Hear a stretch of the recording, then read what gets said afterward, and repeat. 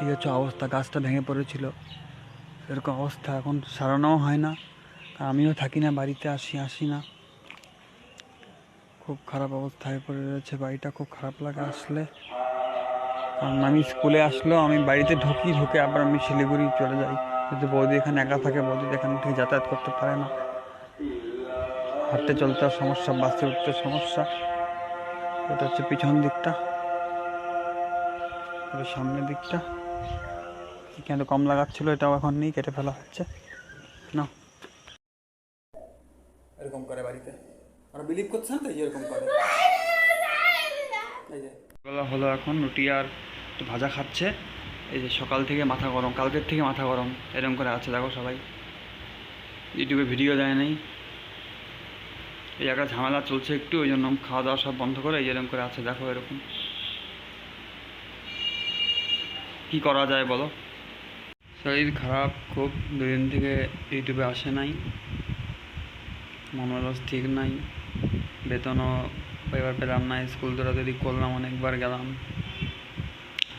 কিন্তু বলছে দিবে, কিন্তু এখন মানে ওকে রেখে যাবোটা কী করে? এখন আমাদের তো সামর্থ্য নাই যে মানে একটা লোক রাখবো, একটা লোক রাখতে গেলে মানে 1,000-5,000 টাকা লাগবে। এদিকে আমি স্কুল গেলে একা থাকতে হচ্ছে, কারণ পাশে একটা আমাদের ভাইয়া থাকতো, উনি কাশ্মীরে বাড়ি ওনাদের, উনি শাল বেচতো এখানে, তা ওদের ফ্যামিলি থাকতো, তা হচ্ছে ওরা থাকলে তাও নিচে থাকতে পারতো একা একা, কিন্তু ওনারা চলে যাওয়াতেও নিজে একাই থাকে, আর উপরে উপরে মালিকরা থাকে, মালিকও সবসময় বাড়ি থাকে না।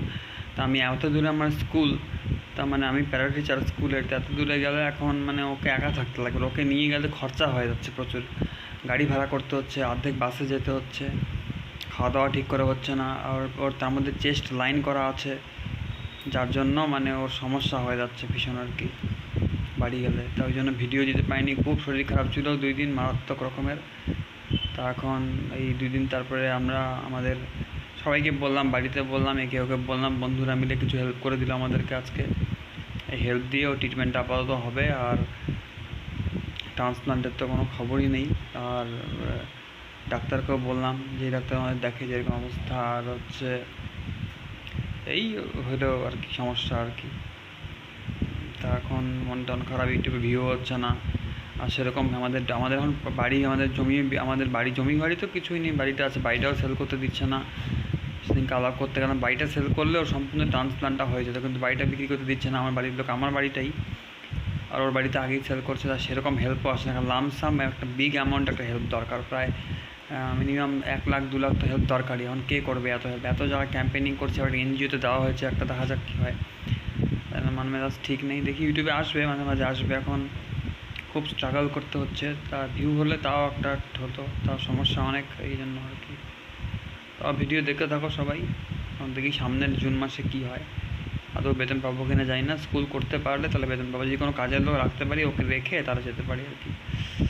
দেখে যাই, দেখা যাক কী হয়, ঠিক আছে।